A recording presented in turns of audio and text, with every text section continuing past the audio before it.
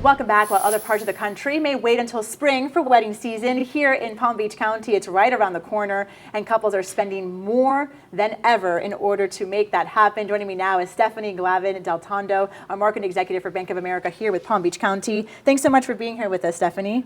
Thanks for having me. So, new data from the Bank of America Institute shows that wedding-related spending is up. What are you seeing in terms of wedding spending? Yes, so wedding spending is up. So our latest data from the Bank of America Institute shows that it's up 8.5% year over year so far in 2026.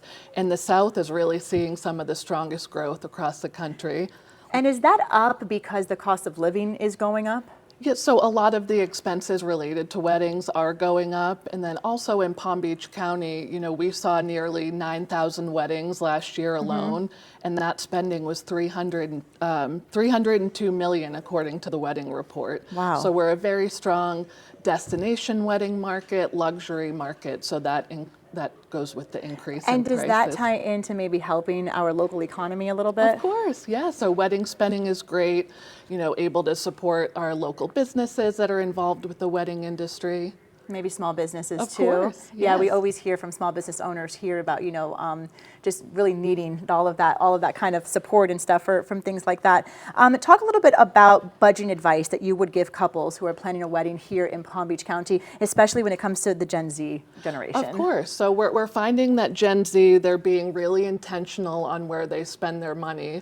But the most important thing is to start with a budget. So having a budget, setting your intentions as a couple, what's most important to you for your celebration, tracking that spending, and then I would say having a cushion for unexpected costs. They do add up. How far in advance should they start planning and start saving? I would say as early as possible. So always having, goals for your future self. So setting a budget as early as possible and spending, time doing that. as I'm early in told, advance. Stephanie, that you recently got married.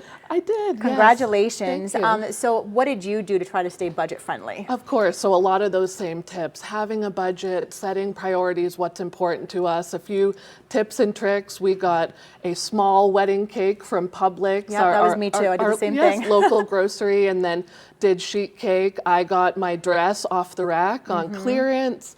Got my shoes secondhand, and then we also used a cash rewards credit card. So as we're making that spending, we're getting rewards back. So those Yeah. are some of the things that we All right, did. so final piece of advice for someone who may be watching or maybe has a family member who's getting married. What is the number one thing you like to tell people who are planning weddings? I would say enjoy the moment. It's very easy to get caught up in all of the things and social media, but setting your intention, sticking to that budget, you can have a great wedding on any size budget. I did my flowers from BJ's. So BJ's and yes. Costco have bulk flowers that they will deliver straight to your door. So that was really convenient because we did not spend a lot of money on flowers at all. So That's a there's great definitely tip. ways out there. You just got There to are. find them, right? Exactly. All right. Thanks so much, Stephanie, for being here. If you want to Thank watch you. this interview again or read more about Stephanie's tips, head to our website, WPBF.com.